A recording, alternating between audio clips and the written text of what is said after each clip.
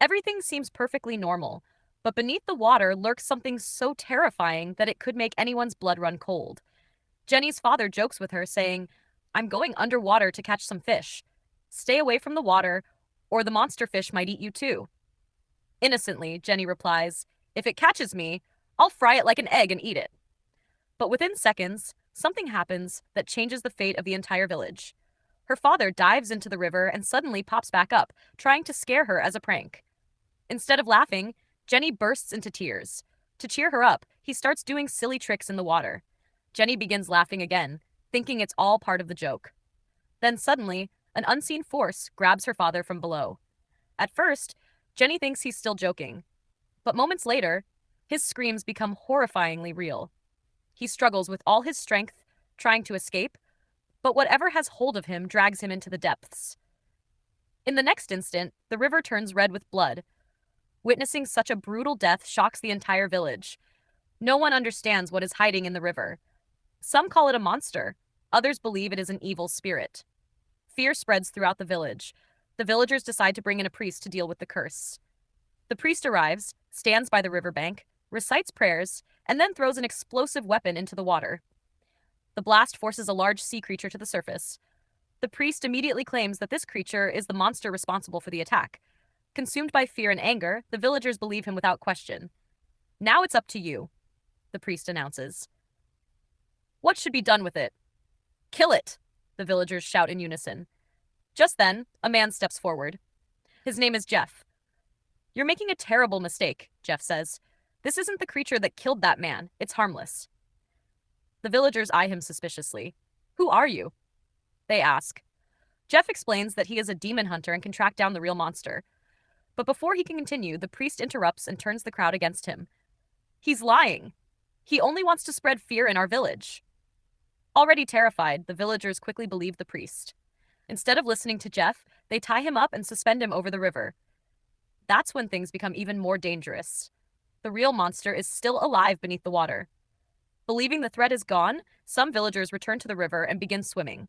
From his hanging position, Jeff notices something massive moving underwater. "Get out of the water," he screams.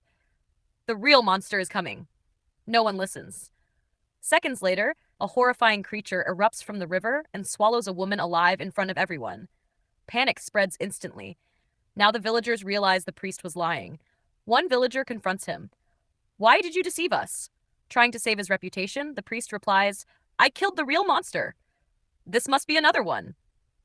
Before he can finish speaking, the creature lunges from the water and drags him into the river. The villagers are terrified. Jeff shouts, "Don't run! Lie down and pretend to be dead." It attacks movement. The villagers obey and remain completely still. Silence falls across the area. The monster emerges from the water, searching for movement. Seeing none, it eventually returns to the river.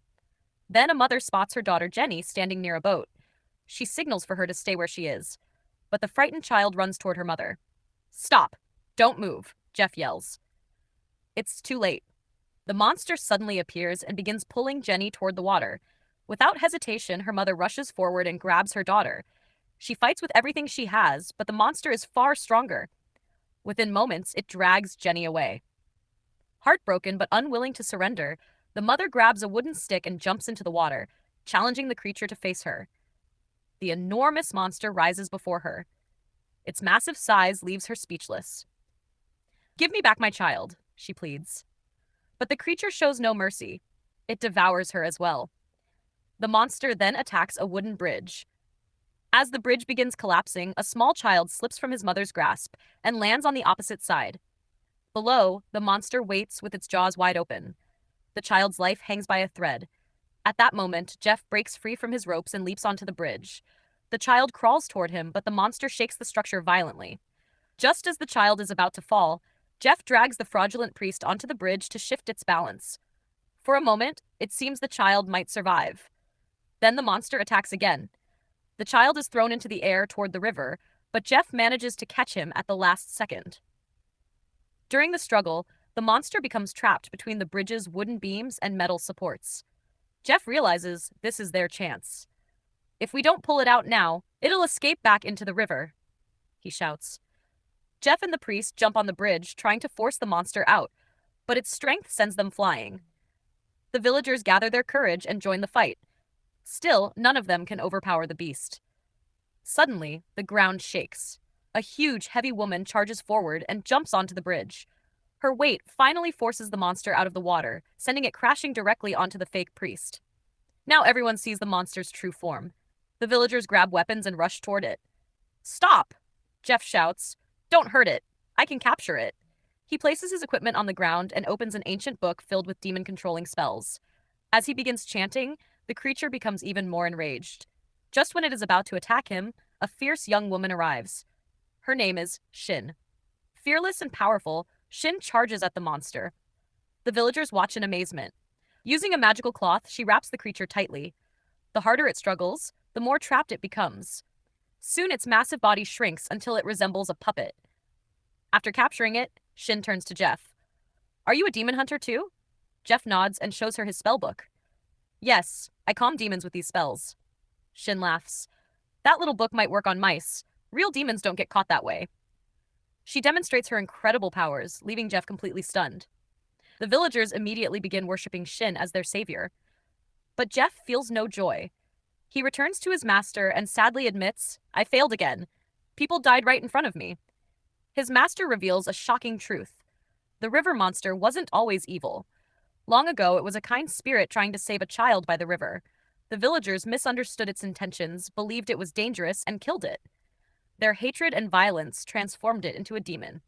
Demons aren't always born monsters, the master explains. Sometimes human cruelty creates them. Jeff is deeply affected by the revelation. Later, the story shifts to an old restaurant where a couple arrives for dinner. The place feels strangely silent. No customers, no staff, no sounds. Then a waiter appears and warmly welcomes them, recommending the restaurant's special VIP meal. The food is delicious beyond belief. When the woman asks who cooked it, the waiter points toward the kitchen. A handsome chef sits there. The woman becomes fascinated by his appearance and repeatedly tries to speak with him. At first, he ignores her. Finally, he slowly opens his mouth. The voice that comes out is so horrifying that both customers freeze in terror. They try to escape, but the chef catches them. Armed with a deadly spear, he brutally kills them both. The restaurant is revealed to be a trap created by demons. Sometime later, Jeff arrives at the same restaurant. This time, everything appears normal. Customers fill every table, laughing and enjoying meals. A beautiful woman approaches and invites him inside. But Jeff sees something different. He begins chanting a spell. As the words leave his lips, the illusion fades. The elegant dining room transforms into a filthy nightmare. The cheerful faces disappear. Blood-stained weapons become visible. Jeff immediately realizes the woman is not human. Without hesitation, he attacks her. Just then, Shin arrives and effortlessly destroys the demon. More demons emerge throughout the restaurant, and Shin eliminates them one after another. But the true danger remains hidden in the shadows. Come out if you're brave enough, Shin shouts. From the darkness emerges the chef demon.